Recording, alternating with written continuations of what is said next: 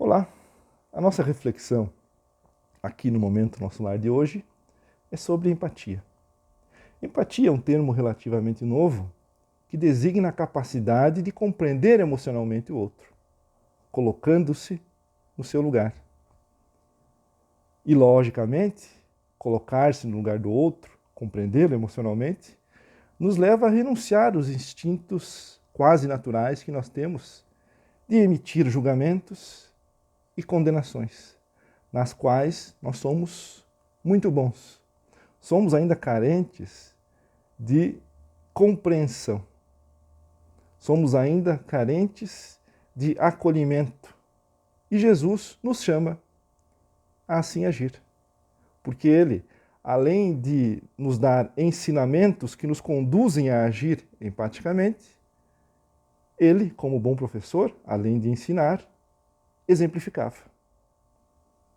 Ensinando, ele nos estava a sermos empáticos quando ele nos convida a não julgar, para não sermos julgados.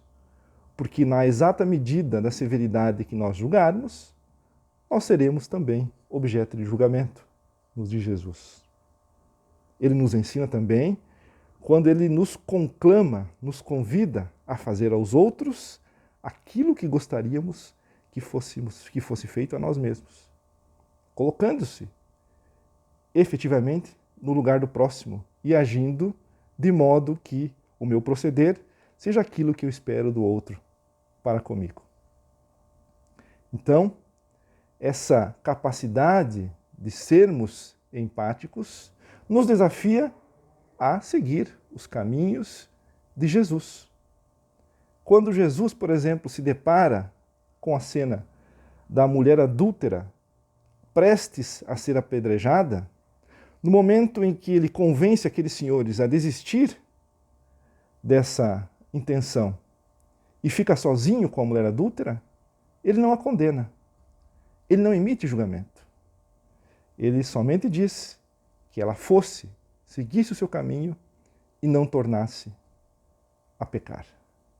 Então, Jesus é o grande professor que nós devemos levar para as nossas vidas. E quando nós falamos em empatia, estamos também falando do ensinamento de Jesus, que tinha no centro do seu ensinamento a caridade.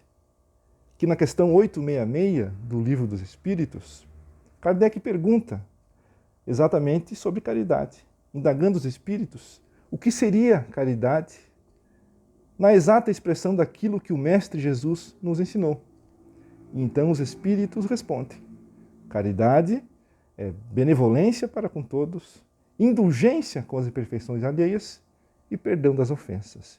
Então essa indulgência para com as imperfeições alheias nos convida a compreender o outro como uma pessoa imperfeita, como uma pessoa que traz angústias e carrega as dores no seu íntimo, e que por vezes é motivada a agir de acordo com essas imperfeições, com essas angústias e com essas dores, a qual nós temos todos.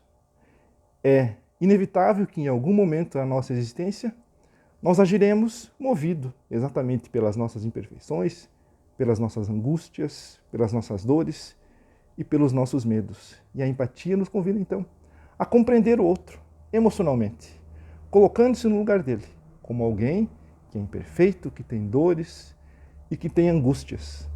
Não significando com isso que nós devamos abonar o comportamento infeliz ou o comportamento reprovável, endossando-lhe, dando-lhe aval. Simplesmente nos convida a empatia, a colocar-se no lugar do outro e compreender, sem necessariamente concordar com aquele proceder.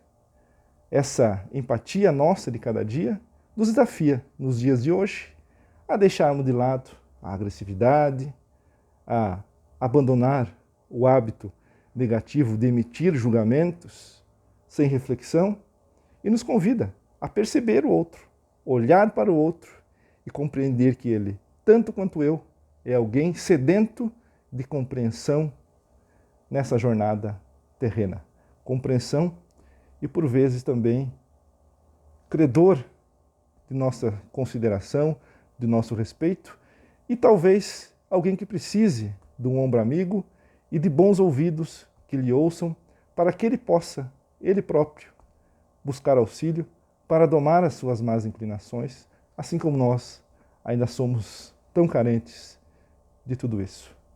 Um grande abraço a todos e até a nossa próxima reflexão.